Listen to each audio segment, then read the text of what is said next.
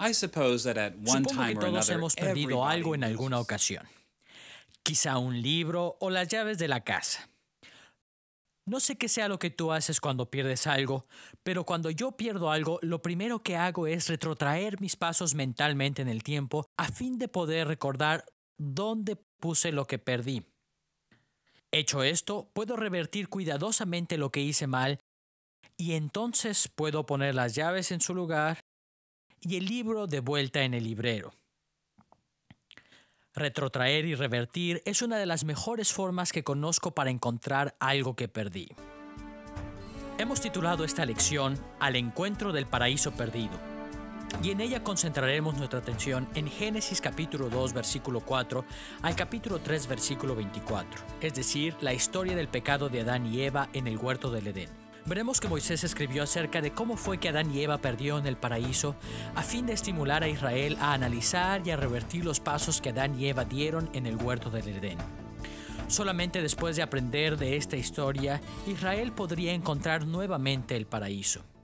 Veremos que el estímulo que dio Moisés a Israel entonces es el mismo mensaje que Dios nos da a nosotros hoy. Revirtiendo los pasos de Adán y Eva, los cristianos podemos hoy encontrar también el paraíso perdido. Dividiremos nuestro estudio de Génesis capítulo 2 versículo 4 al capítulo 3 versículo 24 en tres partes.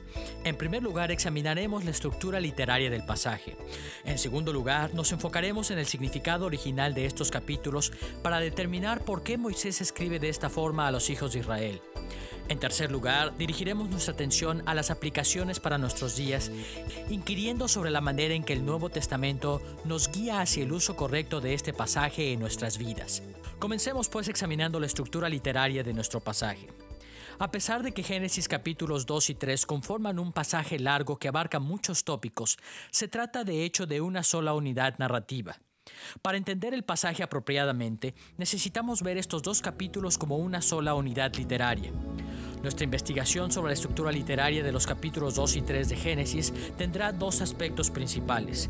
En primer lugar, obtendremos una visión panorámica de las secciones principales del pasaje, y en segundo lugar, resaltaremos la impresionante simetría que existe entre estas secciones a fin de poder entender fundamentalmente lo que Moisés estaba diciéndole a Israel. Comencemos con una visión panorámica de la estructura literaria de Génesis capítulo 2 versículo 4 al capítulo 3 versículo 24. Después del breve encabezado que aparece en la primera mitad del capítulo 2 versículo 4, los capítulos se dividen en cuatro grandes secciones delimitadas principalmente por los cambios de tópicos y personajes. Recorramos estas secciones para hacer un resumen de su contenido básico.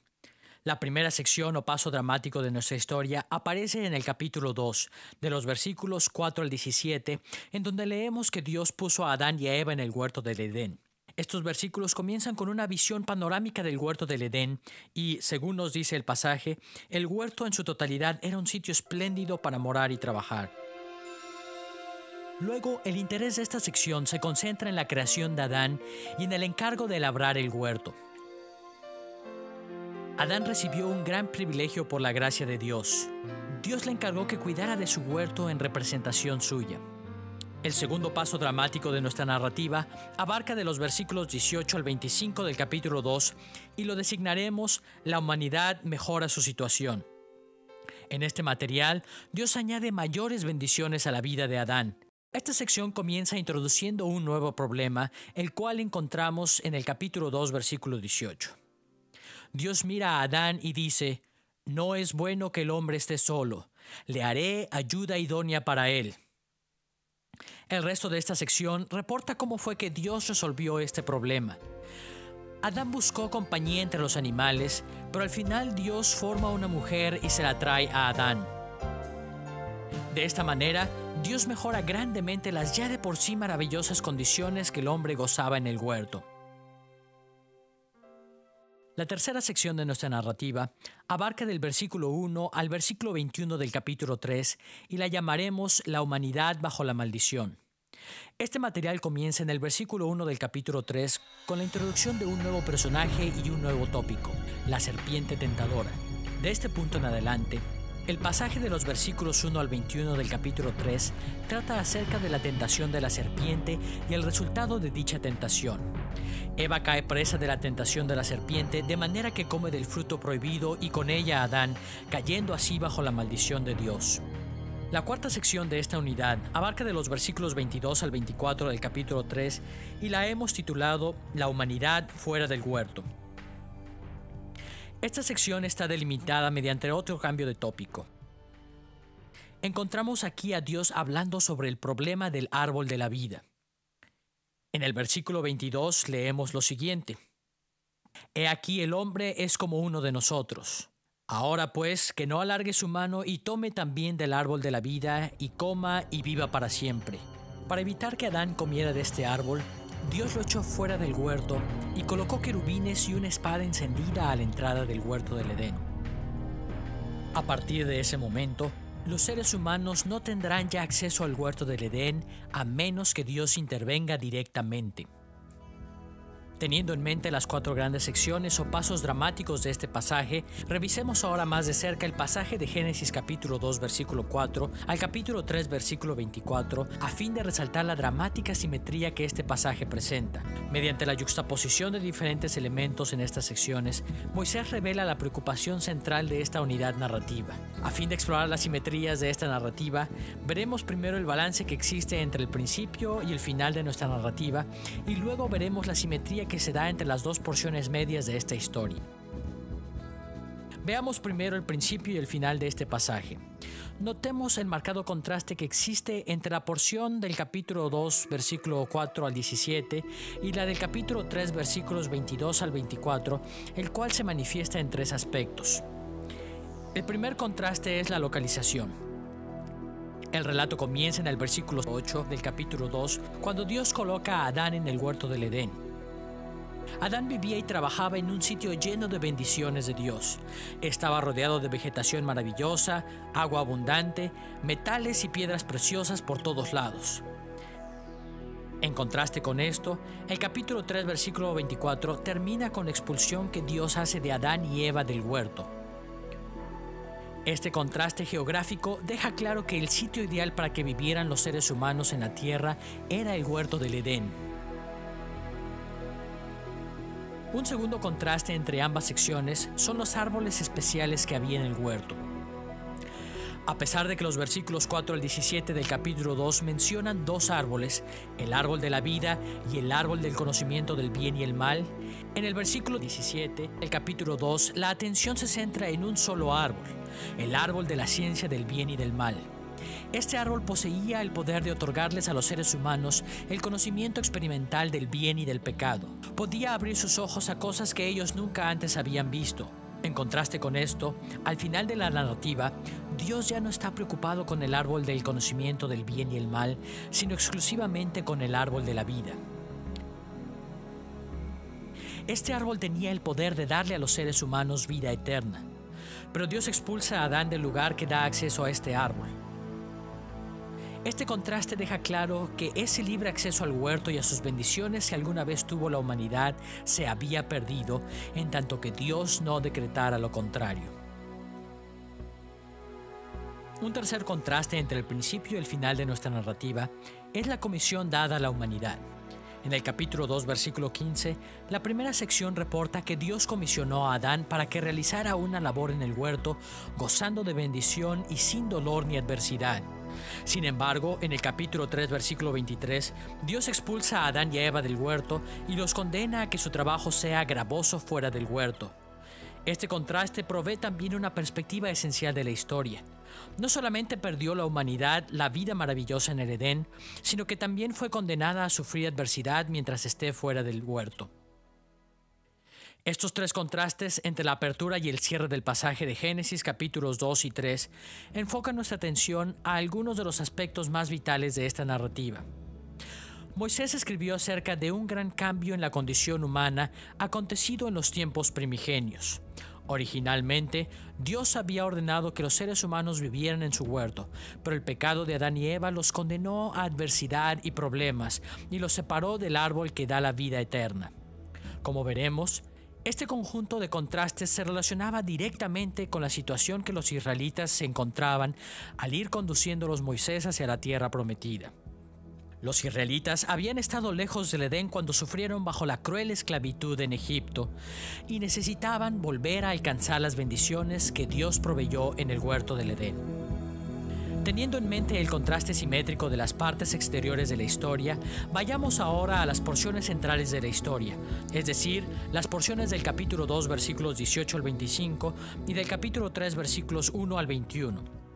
Estas dos secciones internas llenan el vacío entre el principio y el final, formando su propio conjunto de simetrías contrastantes por lo menos de tres maneras. Uno de los contrastes se enfoca en la relación de la humanidad con Dios. En la segunda sección encontramos una relación armoniosa entre Adán y Dios. En el capítulo 2, versículo 18, Dios expresa su preocupación por él y le trae una compañera perfecta como pareja. El cuadro representado es que Dios y la raza humana gozaban de intimidad y estaban en paz. Sin embargo, en la tercera porción de la narrativa, la desarmonía reemplaza la armonía que existía originalmente entre Dios y la humanidad. Adán y Eva desobedecen el mandamiento y en el capítulo 3, versículo 8, se esconden de Dios y Dios habla airadamente en contra de Adán y Eva. Un segundo contraste existe entre las relaciones humanas. En el segundo paso dramático, en el capítulo 2, versículos 18 al 25, Adán y Eva se encontraban en un perfecto éxtasis. Adán compuso el primer poema de amor que encontramos en la Biblia al decir con respecto de Eva que era hueso de mi hueso y carne de mi carne, y vivían desnudos y sin vergüenza. En contraste con esto, en el capítulo 3, versículo 16, Dios pronuncia una maldición sobre esta relación, declarando que la rencilla persistiría entre el hombre y la mujer. La mujer desearía a su esposo y él dominaría sobre ella. Estas palabras revelan que el pecado de Adán y Eva no solo afectó negativamente su relación con Dios, sino también la relación entre ellos. De ese momento en adelante, las relaciones humanas también se caracterizarían por dificultades y luchas. Un tercer contraste aparece en la relación entre la humanidad y el mal. En la segunda sección, el mal está ausente de la historia. Adán y Eva eran completamente inocentes y estaban separados del poder del mal. Sin embargo, en la tercera sección la humanidad ya había caído presa de la serpiente y estaba encerrada en una batalla a largo alcance con el mal. En el capítulo 3, versículo 15, Dios promete que un día la simiente de Eva vencería a la serpiente, pero ninguna victoria inmediata para Adán y Eva es ofrecida. Estos contrastes entre la segunda y la tercera porción de la narrativa nos ayudan a ver las preocupaciones que Moisés tenía en mente al escribir esta narrativa. Moisés escribió acerca de Adán y Eva en forma tal que se conectaba directamente con la experiencia de Israel. El pecado continuaba arruinando sus vidas. Dañó la relación entre Dios y la humanidad, así como las relaciones de los seres humanos entre sí. Pero sobre todo, cada día de adversidad que tenían que soportar les recordaba a Moisés y a Israel que, al igual que Adán y Eva, ellos también tenían que esperar el día en que finalmente Dios le dé a su pueblo la victoria sobre el mal. Con la estructura literaria de este material en mente, estamos listos para explorar el significado original de este pasaje. ¿Por qué escribió Moisés esta historia acerca de la expulsión de la humanidad del huerto de Dios? ¿Qué mensaje le quería comunicar Moisés a la nación de Israel al ir conduciéndolos a la tierra prometida? Podemos estar seguros de que fundamentalmente Moisés escribió para enseñarles a los israelitas algunos temas teológicos al ir guiándolos rumbo a la tierra prometida. Les enseñó acerca del origen, la naturaleza y el resultado del pecado en el mundo. Estos eran temas importantes para el pueblo. Sin embargo, como vimos en la lección anterior, Moisés no escribe la historia primigenia meramente para informar a Israel acerca de temas generales de historia y teología. Al igual que otros escritores de la antigüedad, Moisés escribió su historia primigenia para darle a Israel instrucciones prácticas con respecto a los programas religiosos y sociales de su tiempo, los cuales involucraban el dejar Egipto e ir a Canaán.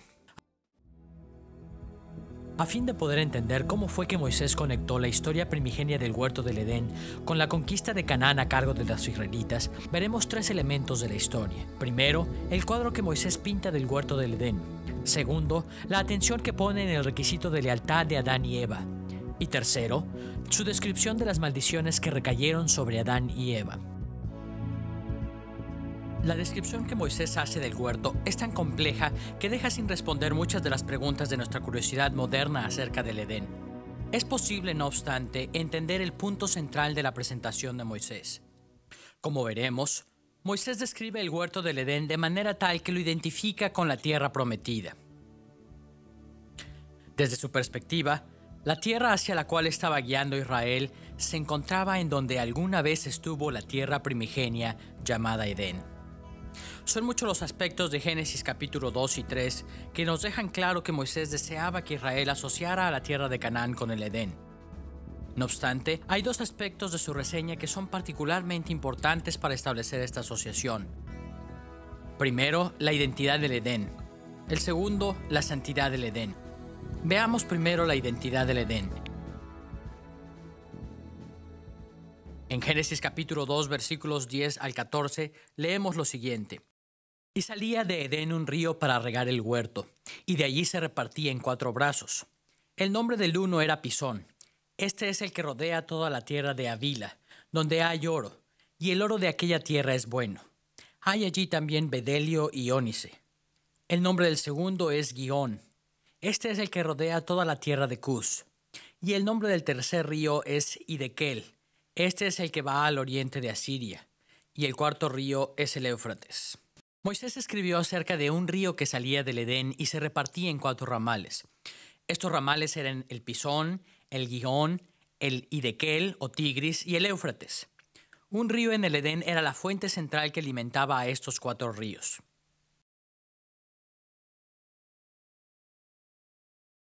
Al explorar la descripción que Moisés hace, debemos recordar que a lo largo del tiempo han habido muchos cambios en la geografía de nuestro planeta desde el principio del mundo. Ya para el tiempo de Moisés, tal fuente central de agua que alimentaba a los 4 ríos había desaparecido. La Escritura nos enseña que esta fuente central de agua reaparecerá al final de los tiempos. Sin embargo, la referencia que hace Moisés a estos 4 ríos alimentados por un río central nos proporciona un cuadro aproximado de la localización del Edén. Podemos identificar a los ríos Tigris y Éufrates mencionados en los versículos 13 y 14 del capítulo 2 con la región moderna de dichos ríos Tigris y Éufrates. El hecho de que Génesis mencione estos ríos ha llevado a la mayoría de los intérpretes modernos a pensar que Génesis concuerda con la mitología babilónica y que el Edén estaba localizado en la región de Mesopotamia. En el lenguaje babilónico, Edén significa planicie o llano, término que corresponde a la descripción de la región baja del Tigris y el Éufrates. No obstante, Edén en hebreo significa sitio agradable o placentero, y no planicie. De manera que Moisés no estaba usando la palabra babilónica en absoluto. Aunque Moisés usó una palabra hebrea homófona, su concepto de lugar no era el mismo. De hecho, el relato de Génesis establece explícitamente que el Edén no estaba limitado a Mesopotamia. Como vimos en Génesis capítulo 2, versículo 10, el Tigris y el Éufrates fluían de un gran río que estaba localizado en el Edén. Leemos en el versículo 10, y salía de Edén un río para regar el huerto, y de allí se repartía en 4 brazos. Lo que este pasaje ilustra es que el río en el Edén alimentaba al Tigris y el Éufrates, no que el Edén estaba limitado a la región del Tigris y el Éufrates. Moisés mencionó al Tigris y el Éufrates a fin de proveer una orientación general del extremo este del Edén. Los grandes ríos en el este marcaban el límite de la frontera oriental de la región del Edén. Este punto de vista se confirma en vista de la localización de los otros ríos mencionados en Génesis capítulo 2. En el capítulo 2, versículo 11, Moisés menciona otros 2 ríos. Dice que el río del Edén alimentaba al Pisón, el cual rodea la tierra de Havila, y también el río Gihón, que rodea la tierra de Cus.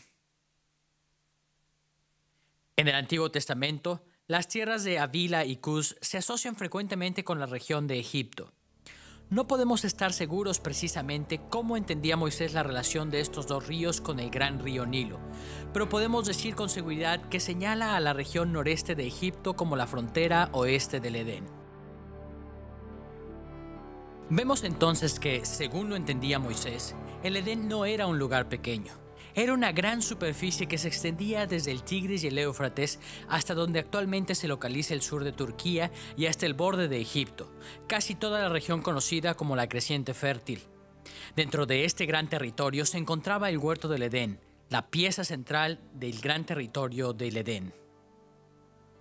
Parecería en principio que la identificación que Moisés hace del Edén con la creciente fértil no es muy significativa, pero en realidad es crucial para entender la importancia que el Edén tenía para Israel cuando Moisés estaba escribiendo el libro de Génesis. Moisés hace referencia al capítulo 2 de Génesis en otro pasaje del mismo libro para enseñarle a Israel que la tierra del Edén, la creciente fértil, era la tierra que Dios prometió a Israel, la tierra a la que él los estaba conduciendo. Esto queda muy claro cuando Dios habla a Abraham en Génesis capítulo 15, versículo 18. Escuchemos cómo describe Dios en este pasaje las fronteras de la tierra prometida. En aquel día hizo Jehová un pacto con Abraham diciendo: a tu descendencia daré esta tierra, desde el río de Egipto hasta el río grande, el río Éufrates. Vemos aquí que, por un lado, Dios prometió a Abraham que sus tierras se extenderían también desde la región del Tigris y el Éufrates hasta el gran río de Egipto.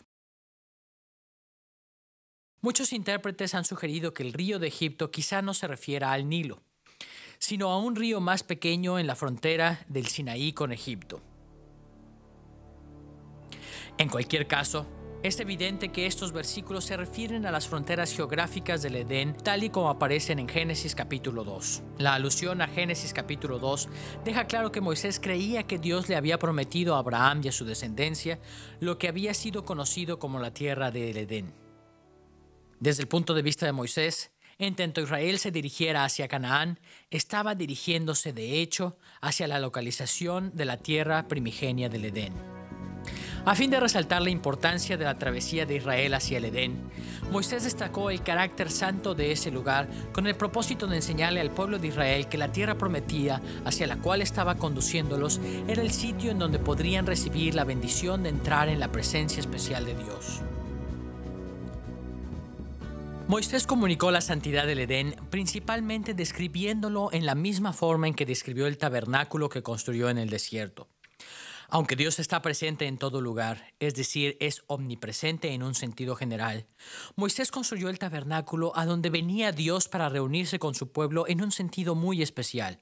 Dios mostraba su presencia en el tabernáculo, daba sus leyes, recibía la adoración de su pueblo y los bendecía mostrando su favor para con ellos. De manera que al describir Moisés el huerto del Edén en los mismos términos en que describió el tabernáculo, estaba revelando que el Edén, y consecuentemente Canaán, era el lugar de la sagrada presencia de Dios en la tierra, donde Israel podría recibir las grandes bendiciones de Dios.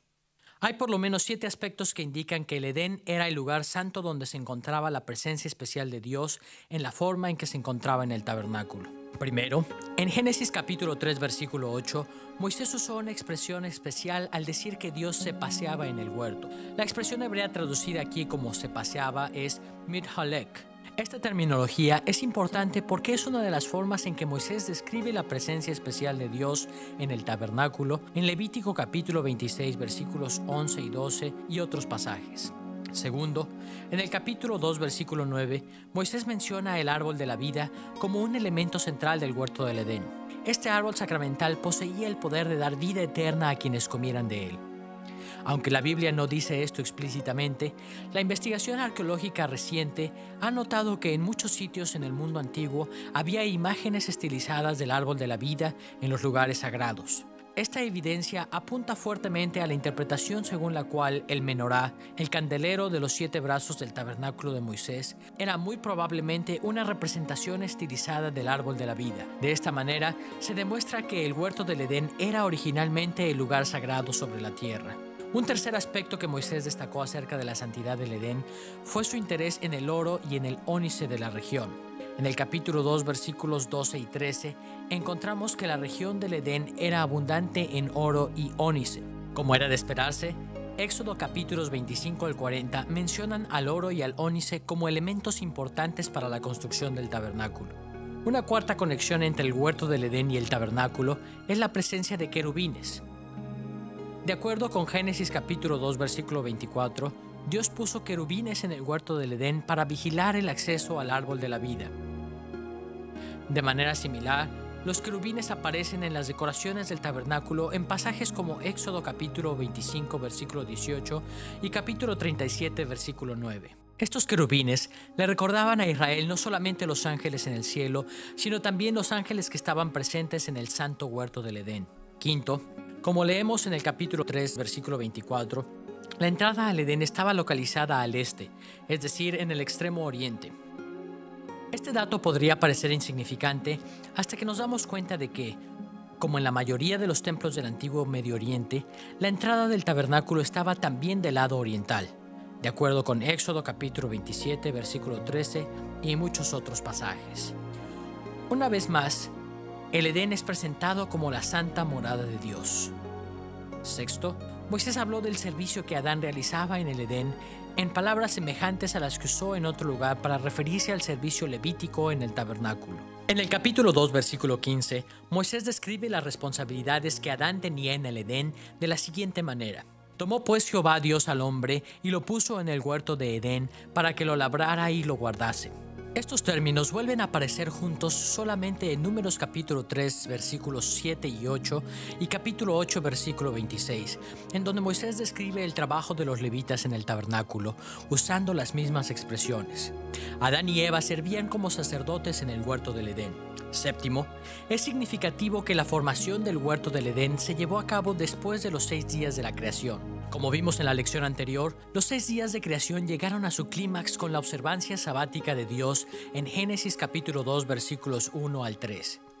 Resulta muy interesante el hecho de que, conforme a Éxodo capítulo 24 versículos 16 en adelante, Moisés haya pasado 6 días en el monte con Dios y que Dios le haya dado las instrucciones para construir el tabernáculo en el 7º día. Estas 7 características del Edén nos muestran que Moisés consideraba al huerto del Edén como un lugar tan santo como el tabernáculo. Allí se encontraba la presencia especial de Dios en el mundo. Estar en ese sitio era estar cerca de las bendiciones de Dios. Ahora bien, como ya hemos visto, Moisés también creía que en Canaán había estado el Edén. Consecuentemente, al enfocarse en el carácter santo del Edén, Moisés también estaba llamando la atención al carácter santo de Canaán. Estar cerca de Canaán era como estar cerca del lugar que Dios ordenó desde el principio como su santa morada. Uno de los pasajes en donde se aprecia mejor la enseñanza de Moisés sobre este futuro lugar de adoración es Deuteronomio capítulo 12 versículos 10 al 11. Allí escribió lo siguiente: Mas pasaréis el Jordán y habitaréis en la tierra que Jehová vuestro Dios os hace heredar, y él os dará reposo de todos vuestros enemigos alrededor, y habitaréis seguros. Y al lugar que Jehová vuestro Dios escogiere para poner en él su nombre, allí llevaréis todas las cosas que yo os mando, vuestros holocaustos, vuestros sacrificios, vuestros diezmos, las ofrendas elevadas de vuestras manos, y todo lo escogido de los votos que hubiereis prometido a Jehová. Este pasaje revela una de las características centrales de la visión que Moisés tenía de Canaán. Moisés enfatizó que un día Canaán sería el lugar en donde moraría permanentemente la presencia especial de Dios. Allí habría un templo para Jehová. Ciertamente la tierra de Canaán en los días de Moisés era tan solo una sombra de lo que originalmente había sido el Edén.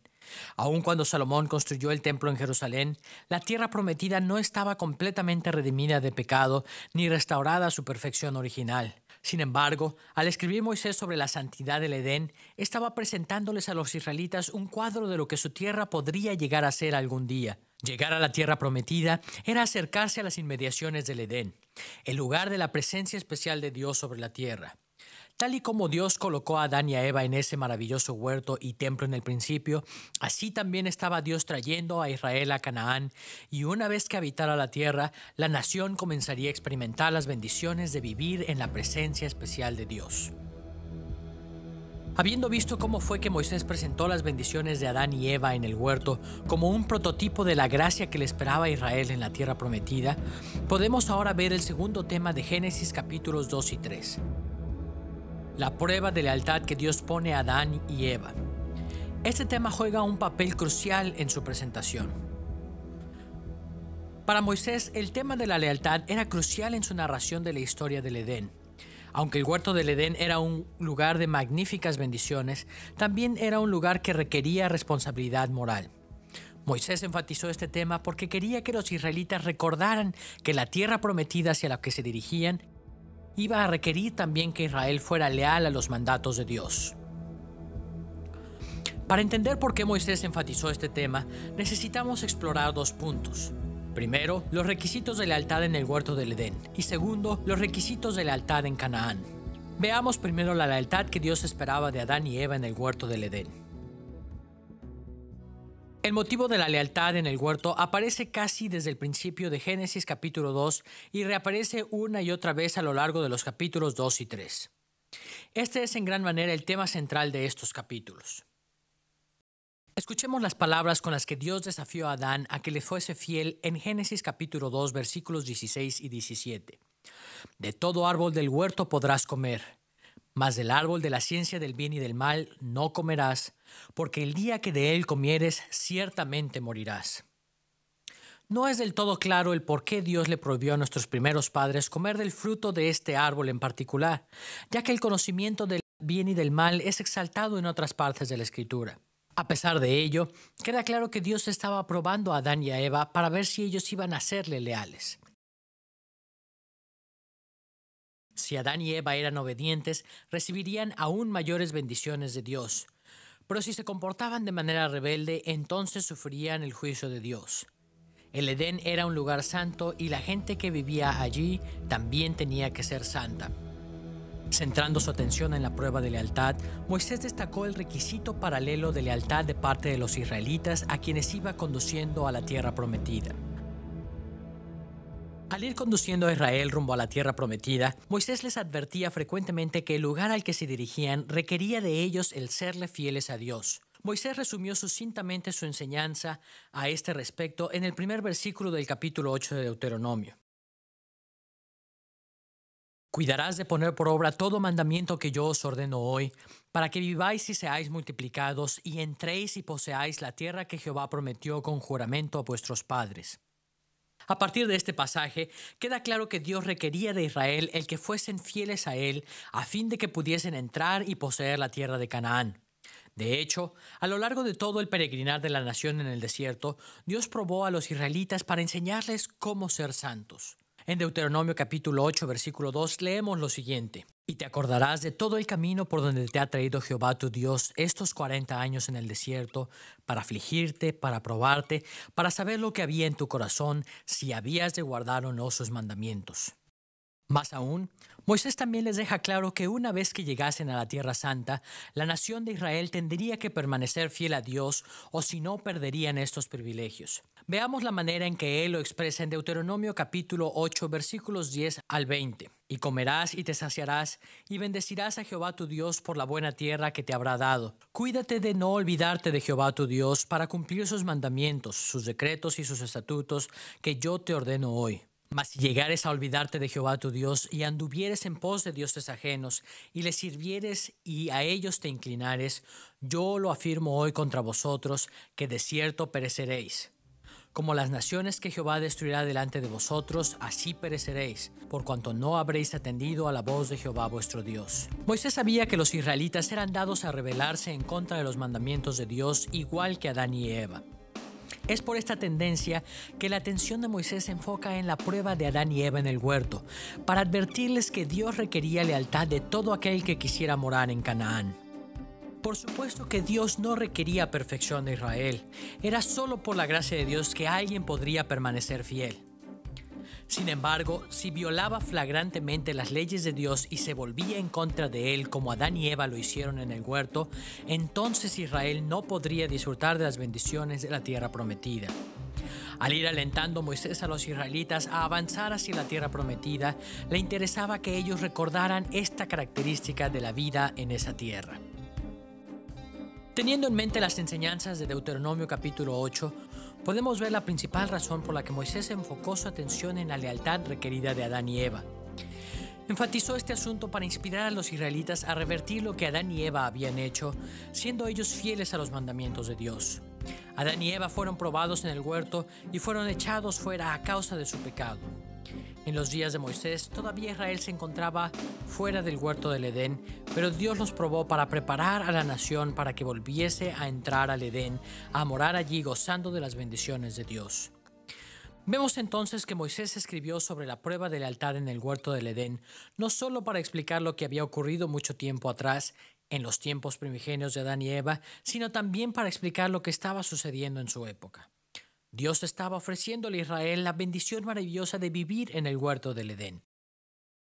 Sin embargo, al igual que con Adán y Eva, ellos no podrían disfrutar de estas bendiciones a menos que fueran leales a Dios. Moisés estaba llamando a Israel a vivir por la fe como un pueblo santo, completamente dedicado a los mandamientos de Dios. Solo entonces podrían ellos alentar la esperanza de entrar en la tierra y permanecer en ella en paz.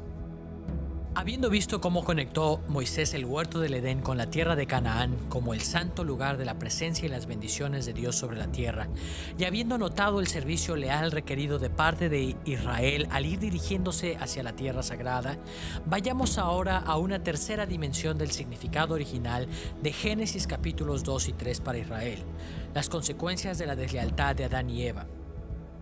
Para darnos cuenta de las consecuencias de la infidelidad en el huerto, veremos las tres consecuencias del pecado de Adán y Eva: muerte, sufrimiento y exclusión.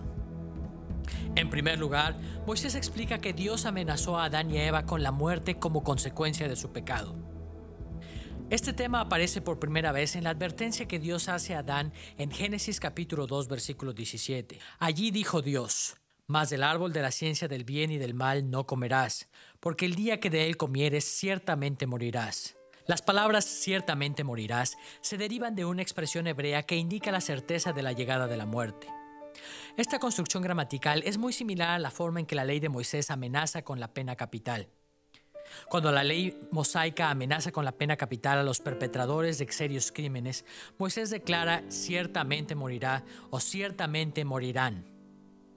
El contenido legal de estos pasajes sugiere enfáticamente que estas expresiones eran fórmulas para declarar una sentencia de muerte. Dios no estaba diciendo que Adán y Eva iban a morir inmediatamente, sino que la muerte sería la consecuencia cierta del pecado. A la luz de esto, podemos entender la amenaza de muerte que Dios hace a Adán en Génesis capítulo 2, versículo 17, como diciendo que Adán quedaría bajo sentencia de muerte. Estaría condenado a morir. Moisés escribió sobre la consecuencia del pecado de Adán para explicar cómo entró la muerte a este mundo, pero su propósito también estaba relacionado más directamente con la experiencia de los israelitas a quienes escribió. Ellos estaban familiarizados con la muerte. Los lectores de Moisés habían visto morir en el desierto a la mayor parte de la primera generación que había salido de Egipto a causa de su rebelión contra Dios. Tal y como Moisés escribió en Números capítulo 26, versículo 65, Jehová había dicho de ellos: morirán en el desierto, y no quedó varón de ellos, sino Caleb, hijo de Jefoné, y Josué, hijo de Nun. Una vez más vemos que el uso de las palabras ciertamente morirán alude a la ley de Moisés y al relato de Adán y Eva en el huerto. A este respecto, al oír los israelitas la historia de Adán y Eva, podían conectar su experiencia de muerte en el desierto con la violación del mandato de Dios que cometieron Adán y Eva. La consecuencia de la infidelidad al mandato de Dios en el Edén había sido una sentencia de muerte para los primeros padres de la humanidad, y la misma sentencia seguía vigente sobre aquellos israelitas que también demostraran ser severamente infieles a los mandatos de Dios en esa época. Cuando leemos el relato de Génesis, queda claro que la muerte no sobrevino inmediatamente sobre Adán y Eva. Dios condena a Adán y a Eva a una existencia caracterizada por el sufrimiento. Por un lado, en Génesis capítulo 3, versículo 16, leemos que a la mujer dijo: «Multiplicaré en gran manera los dolores en tus preñeces, con dolor darás a luz los hijos». Por otro lado, Dios también afligió a Adán con una vida de sufrimiento. Leemos las palabras que Dios dice a Adán en Génesis capítulo 3, versículo 17. «Maldita será la tierra por tu causa, con dolor comerás de ella todos los días de tu vida». De todas las cosas que Moisés podría haber dicho sobre las consecuencias del pecado en el Edén, este enfoque en la dualidad del dolor humano encajaba bien con su propósito al escribir estos relatos a Israel. Ellos habían experimentado la clase de sufrimientos mencionados al haber estado fuera de la tierra de Canaán. Pero oigamos la manera en que Moisés describe la vida en la tierra prometida. En Deuteronomio capítulo 11, versículos 10 al 12, leemos lo siguiente. La tierra a la cual entras para poseerla no es como la tierra de Egipto de donde habéis salido, donde sembrabas tu semilla y regabas con tu pie como huerto de hortaliza. La tierra a la cual pasáis para tomarla es tierra de montes y de vegas, que bebe las aguas de la lluvia del cielo, tierra de la cual Jehová tu Dios cuida. Siempre están sobre ella los ojos de Jehová tu Dios, desde el principio del año hasta el fin. Consecuentemente, cuando Moisés escribió sobre el sufrimiento que experimentaron Adán y Eva, estaba llamando a sus lectores israelitas a que evitaran la infidelidad, la cual resultaría en sufrimiento, a que fueran fieles al Señor y a que regresaran a Canaán, en donde podrían experimentar el gozo de vivir bajo la bendición de Dios. Un tercer efecto de la deslealtad de Adán y Eva aparece en Génesis capítulo 3, versículo 22, que dice lo siguiente. Dijo Jehová Dios: He aquí el hombre es como uno de nosotros, sabiendo el bien y el mal. Ahora pues, que no alargue su mano y tome también del árbol de la vida, y coma y viva para siempre. Este pasaje nos dice que el árbol de la vida podía hacer que la humanidad viviera para siempre. Esta era la respuesta final al problema del sufrimiento y la muerte. Sin embargo, Dios no quería que Adán y Eva comieran de él en ese momento. Habían sido excluidos del huerto y del árbol de la vida. Es importante para nosotros recordar que el acceso al árbol de la vida no estaba prohibido para la humanidad por siempre. Del resto de la Escritura queda claro que el árbol de la vida no está prohibido para los seres humanos por siempre. Veamos lo que Juan dice sobre el árbol de la vida en Apocalipsis capítulo 2, versículo 7. Al que venciere le daré de comer del árbol de la vida, el cual está en medio del paraíso de Dios. Ahora bien, Juan está hablando del fin de los tiempos, cuando Jesucristo regrese a la tierra. Sin embargo, sus palabras explican por qué Moisés escribió a Israel acerca de este árbol. Cuando Adán y Eva pecaron, Dios bloqueó el camino al árbol de la vida. Pero en los días de Moisés estaba abriéndole a Israel el camino para que recibiera por lo menos un anticipo de la bendición de la vida al volver a la tierra de Canaán. Veamos la manera en que Moisés lo expresa en Deuteronomio capítulo 30, versículos 19 y 20. A los cielos y a la tierra llamo por testigos hoy contra vosotros, que os he puesto delante la vida y la muerte, la bendición y la maldición. Escoge pues la vida para que vivas tú y tu descendencia, amando a Jehová tu Dios, atendiendo a su voz y siguiéndole a Él, porque Él es vida para ti y prolongación de tus días, a fin de que habites sobre la tierra que juró Jehová a tus padres, Abraham, Isaac y Jacob, que les habría de dar. Si los israelitas eran fieles a Dios, tendrían la oportunidad de recibir larga vida y felicidad en Canaán. Así como Adán y Eva perdieron el acceso al árbol de la vida en los días de Moisés, Dios ofrecía a Israel saborear parcialmente la bendición de la vida que se encontraba allí. Esta experiencia de vida no era la totalidad de la vida eterna que conoceremos cuando Cristo regrese. No obstante, hubiera sido una muestra parcial de lo que habría de venir en Cristo. Moisés le ofreció a Israel la oportunidad de disfrutar de la bendición de una larga vida en la tierra de la promesa. Vemos entonces que la historia de la rebelión de Adán y Eva en el huerto del Edén era mucho más que un recuento del origen del pecado en el mundo. Estableciendo conexiones entre el Edén y Canaán, Moisés instruyó a sus lectores israelitas también acerca de sus propias vidas. Se dieron cuenta de cuán maravillosa podría ser para ellos la tierra de la promesa. Habiendo visto la estructura literaria y el significado original de Génesis capítulos 2 y 3, podemos ahora hacernos una tercera pregunta. ¿Cómo nos enseña el Nuevo Testamento a aplicar este pasaje el día de hoy? Queda claro que Moisés escribió este pasaje para exhortar a sus lectores israelitas a que evitaran los errores de Adán y Eva y a que volvieran al paraíso entrando a Canaán. ¿Pero qué tienen que ver estas instrucciones para Israel con nosotros el día de hoy? Puesto en términos sencillos, así como Moisés usó la historia del pecado en el huerto para alentar a Israel a retrotraer y revertir los pasos de Adán de manera tal que pudieran encontrar la salvación de vivir nuevamente en el paraíso, así también los escritores del Nuevo Testamento enseñaron que la salvación en Cristo sería un regreso al paraíso. Exploremos ahora el uso que el Nuevo Testamento hace de Génesis capítulo 2 versículo 4 al capítulo 3 versículo 24 en relación con Cristo de la manera acostumbrada, enfocándonos en las tres fases del reino de Cristo. Comenzaremos examinando la manera en que se aplica este pasaje a la inauguración del reino en la primera venida de Cristo. Después veremos cómo se ocupa de nuestra vida hoy en la continuación del reino. Y finalmente, veremos que el Nuevo Testamento hace uso de este pasaje al enseñar acerca de la consumación del reino de Cristo en su segunda venida. Veamos primero la inauguración del reino. Una de las formas en que el Nuevo Testamento habla de Cristo trayendo salvación al mundo es a través de su ministerio terrenal. En la inauguración del reino, Cristo retrotrae y revierte los pasos de Adán y Eva en el huerto del Edén. Durante su ministerio terrenal, Jesús cumplió el mandato de Dios que Adán y Eva habían fallado en cumplir. Investigaremos este aspecto de la enseñanza neotestamentaria, revisando en primer lugar la manera en que este tema aparece en las epístolas de Pablo y en segundo lugar en el Evangelio según Mateo. Comencemos pues con la perspectiva de Pablo. Pablo resume sucintamente su perspectiva en Romanos capítulo 5 versículo 14, en donde escribe lo siguiente: Reinó la muerte desde Adán hasta Moisés, aun en los que no pecaron a la manera de la transgresión de Adán, el cual es figura del que había de venir. Notemos aquí cómo dice Pablo que Adán era el tipo de uno que habría de venir. El resto del capítulo 5 de Romanos deja claro que el que habría de venir era Cristo. Veamos cómo resume Pablo este tema en Romanos capítulo 5, versículos 18 y 19. Así que, como por la transgresión de uno vino la condenación a todos los hombres, de la misma manera por la justicia de uno vino a todos los hombres la justificación de vida. Porque así como por la desobediencia de un hombre los muchos fueron constituidos pecadores, así también por la obediencia de uno los muchos serán constituidos justos. Notemos los términos en que Pablo plantea el asunto.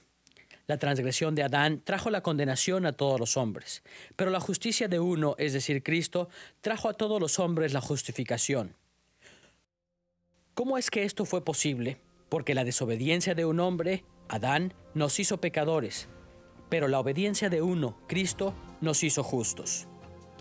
Esta enseñanza es conocida para la mayoría de los cristianos. Tal y como Moisés lo enseñó en Génesis capítulos 2 y 3, Adán era simplemente un hombre, pero sus acciones tuvieron consecuencias para todos los que están identificados con él. El pecado de Adán trajo la muerte a toda la raza humana porque él era nuestro representante federal o pactual delante de Dios. Como consecuencia del pecado de Adán, todos nacemos fuera del paraíso de la bendición de Dios y bajo la maldición de muerte. De la misma manera, el Nuevo Testamento nos enseña que Cristo es el representante federal o pactual de todos aquellos que tienen fe en Él. No obstante, en contraste con la desobediencia de Adán, Cristo obedeció a Dios y trajo así justificación y vida a todos los que son contados con Él. De esta enseñanza aprendemos algo muy importante acerca de la aplicación de la historia del pecado de Adán a nuestras vidas. La única forma en que el paraíso perdido puede ser reencontrado es mediante la justa obediencia de Cristo. No podemos entrar al paraíso de la salvación presentándonos delante de Dios por nosotros mismos. Aquel que hubiera de representarnos tenía que ser absolutamente perfecto en todo para poder entrar al paraíso antes que nosotros. Encontramos la salvación de la vida eterna delante de la presencia de Dios solo porque Cristo, nuestro representante, fue completamente obediente al Padre. Durante su ministerio terrenal, Jesús se hizo merecedor de entrar al paraíso y solo aquellos que ponen su fe en Él pueden entrar con Él. Otros escritores del Nuevo Testamento comparten la analogía que Pablo hace entre Adán y Cristo. Veamos cómo es que aparece este tema en el Evangelio según San Mateo. Mateo, en particular, enfocó su atención en cómo Cristo retrotrajo y revirtió el pecado de Adán en su relato de la tentación de Jesús en Mateo capítulo 4, versículos 1 al 11, cuyo pasaje paralelo se encuentra en Lucas capítulo 4, versículos 1 al 13. La historia de la tentación de Cristo guarda una variedad de paralelismos tanto con la experiencia de Adán y Eva en el huerto como con el reto que Moisés hace a los israelitas al escribirles acerca de Adán y Eva. En primer lugar, la localización de la tentación de Cristo lo conecta con Israel cuando iba siguiendo a Moisés. De acuerdo con Mateo capítulo 4 versículo 1, Jesús fue llevado por el Espíritu al desierto, tal y como Dios llevó a Israel al desierto. Fue en el desierto que Dios probó a Israel para ver si sería obediente. Así también Cristo fue probado en el desierto. En segundo lugar, el lapso de tiempo que pasó Jesús en el desierto es paralelo al de la experiencia de Israel. Así como Israel pasó 40 años en el desierto, de acuerdo con Mateo capítulo 4 versículo 2, Cristo pasó 40 días en el desierto. En tercer lugar, el hambre fue una característica importante en la tentación de Cristo. En Mateo capítulo 4, Satanás tienta a Cristo para que convierta las piedras en pan. Esta dimensión de la tentación de Cristo es paralela con la prueba de Israel con respecto al agua y al alimento en el desierto. En cuarto lugar, Jesús mismo conectó su experiencia con la prueba de Israel en el desierto en la forma en que usó las Escrituras. En Mateo capítulo 4, versículo 4, Jesús cita Deuteronomio capítulo 8, versículo 3. En Mateo capítulo 4, versículo 7, cita Deuteronomio capítulo 6, versículo 16. Y en Mateo capítulo 4, versículo 10, hizo referencia a Deuteronomio capítulo 6, versículo 13. Cada uno de estos pasajes del Antiguo Testamento provienen de pasajes en donde Moisés describe las pruebas de Israel en el desierto. Al citar estos pasajes, Jesús conectaba directamente su experiencia con la del pueblo de Israel. Vemos entonces que la narración que hace Mateo de la tentación de Cristo se conecta con el mensaje que Moisés dio originalmente a Israel en Génesis capítulos 2 y 3. A través de este acto de obediencia, Jesús triunfó en donde antes habían fallado tanto Adán como Israel. Cristo fue fiel a los mandamientos de Dios. Esta es la razón por la que Jesús pronunció aquellas palabras tan bien conocidas en Lucas capítulo 23, versículo 43. Y así como Israel enfrentó sus pruebas en el desierto para prepararse para entrar en el paraíso de Canaán, Lucas capítulo 23, versículo 43 nos dice que Jesús, estando en la cruz, le dijo al ladrón arrepentido estas palabras: «De cierto te digo que hoy estarás conmigo en el paraíso». La recompensa de Cristo por su fidelidad fue la entrada al paraíso. Vemos así que el Nuevo Testamento asocia la tentación de Adán y Eva, al igual que las pruebas de Israel en el desierto, con la inauguración del reino de Cristo en su ministerio terrenal. Cristo fue el postrer Adán que triunfó en donde el primer Adán falló. Además, Cristo venció la tentación en el desierto en la cual Israel fracasó, y por esta razón Él entró al paraíso eterno. Ahora que hemos visto cómo relaciona el Nuevo Testamento el relato que Moisés hace de Adán y Eva en el huerto con la primera venida de Cristo, pasemos a la segunda pregunta. ¿Cómo aplica el Nuevo Testamento estos principios a la continuación del reino, al tiempo en que vivimos? Aunque son varios los pasajes del Nuevo Testamento que destacan a este respecto, solamente examinaremos dos de ellos. Primero, el enfoque que hace Pablo de estos capítulos de Génesis, y segundo, la forma en que Santiago escribe sobre estos asuntos. Veamos primero las palabras de Pablo en 2 de Corintios capítulo 11, versículo 3. «Pero temo que como la serpiente con su astucia engañó a Eva, vuestros sentidos sean de alguna manera extraviados de la sincera fidelidad a Cristo». Pablo sigue adelante en este capítulo explicando su profunda preocupación de que los corintios estuviesen volviéndose a otro evangelio. Vemos aquí que Pablo apeló al ejemplo negativo de Eva para advertir a los corintios en contra de que cayeran en la peor clase de deslealtad, darle la espalda al verdadero evangelio de Cristo. Tal y como Moisés usó la historia de la tentación de Eva para alentar a Israel a seguir fielmente hacia la tierra prometida, Pablo usó la misma historia para alertar a los creyentes de su día con respecto a la lealtad fundamental que se requiere de todo el que sigue a Cristo. Durante la continuación del reino, mucha gente en la iglesia visible enfrenta el peligro de darle la espalda a la verdad esencial del evangelio. La iglesia debe guardarse en contra de tan severa apostasía porque las consecuencias son tan horribles como lo fueron para Adán y Eva. Santiago asumió una postura similar a la de Pablo al explicar el papel que juegan las tentaciones y las pruebas en la vida cristiana. En Santiago capítulo 1 versículos 12 al 15 leemos lo siguiente: «Bienaventurado el varón que soporta la tentación, porque cuando haya resistido la prueba, recibirá la corona de vida que Dios ha prometido a los que le aman. Cada uno es tentado cuando de su propia concupiscencia es atraído y seducido. Entonces la concupiscencia, después que ha concebido, da a luz el pecado, y el pecado siendo consumado, da a luz la muerte». Queda claro que Santiago está aludiendo a Génesis capítulos 2 y 3. En el versículo 14 se enfoca en la concupiscencia del hombre como el poder que está detrás de la tentación a pecar, tal y como el deseo de Eva por el árbol del conocimiento del bien y del mal fue lo que la llevó a pecar. Luego, Santiago explica que aquellos que pasen la prueba recibirán la corona de vida, pero en contraste, el resultado del pecado es que da a luz la muerte. El contraste entre vida y muerte es paralelo con los temas del árbol de la vida y de la amenaza de muerte en la historia de Adán y Eva. Así como Moisés animó a Israel a ser leal durante las pruebas en el desierto, apelando al relato de la tentación de Adán y Eva, así también Pablo y Santiago nos alientan a ser fieles durante las pruebas en la etapa de la continuación del reino.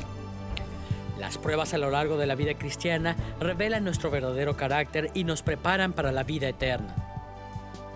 Por la gracia de Dios, nosotros debemos hacer todo lo que está a nuestro alcance para permanecer leales a Cristo, de manera que seamos honrados con el regalo de la vida eterna. Ya que hemos visto cómo aplica el Nuevo Testamento la historia de Adán y Eva en el huerto del Edén a la inauguración y a la continuación del reino, enfoquemos nuestra atención ahora en la etapa final, la consumación de la salvación en Cristo en su segunda venida.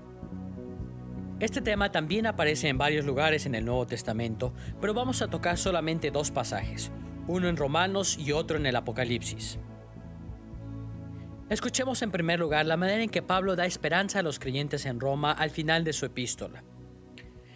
En Romanos capítulo 16, versículo 20, Pablo escribió lo siguiente: «Y el Dios de paz aplastará en breve a Satanás bajo vuestros pies. La gracia de nuestro Señor Jesucristo sea con vosotros». En estas palabras, Pablo les recuerda a los cristianos en Roma su gran esperanza en la segunda venida de Cristo, haciendo referencia a la promesa de salvación contenida en Génesis capítulo 3. Como lo hemos visto al principio de la lección, en Génesis capítulo 3, versículo 15, Dios le dijo a la serpiente que un día la simiente de Eva, la raza humana, le aplastaría la cabeza a la simiente de la serpiente. En este pasaje, Pablo dice que Satanás será aplastado bajo los pies de los cristianos cuando Cristo regrese. Cristo mismo destruirá a Satanás y a ese poderoso enemigo nuestro, la muerte. Entonces reinaremos con Cristo en victoria y gloria. Otro lugar en el Nuevo Testamento en donde los temas de Génesis capítulos 2 y 3 están relacionados con la consumación del reino es el libro de Apocalipsis. Juan hace referencia al árbol de la vida en varias ocasiones en este libro. Veamos la manera en que Juan expone el tema en Apocalipsis capítulo 2, versículo 7. El que tiene oído, oiga lo que el Espíritu dice a las iglesias. Al que venciere, le daré de comer del árbol de la vida, el cual está en medio del paraíso de Dios. La alusión a Génesis capítulo 3 es obvia. Sabemos que Adán y Eva fueron expulsados del huerto del Edén precisamente para evitar que comieran del árbol de la vida. Sin embargo, cuando Cristo regrese, Dios le dará a comer a su pueblo del árbol de la vida.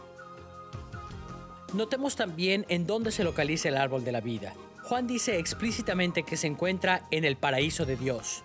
Tal y como Moisés convocó a Israel a entrar a Canaán porque allí encontrarían larga vida, los cristianos tienen la esperanza de entrar a un más excelso paraíso completamente restaurado. En tercer lugar, podemos apreciar otra conexión con Génesis en la identificación de aquellos que comerán del árbol. Juan dice que tal fruto les será dado a aquellos que vencieren. Mientras que Moisés habló del árbol de la vida para animar a Israel a serle fiel a Dios, Juan explica que solo quien venza al pecado permaneciendo fiel podrá comer del árbol. Finalmente, debemos mencionar Apocalipsis capítulo 22, versículos 1 al 2. Anticipando el nuevo mundo, esto es lo que Juan vio.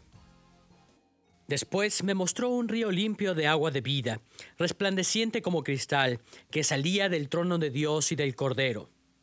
En medio de la calle de la ciudad y a uno y a otro lado del río estaba el árbol de la vida, que produce 12 frutos, dando cada mes su fruto, y las hojas del árbol eran para la sanidad de las naciones. La perspectiva del Nuevo Testamento es clara.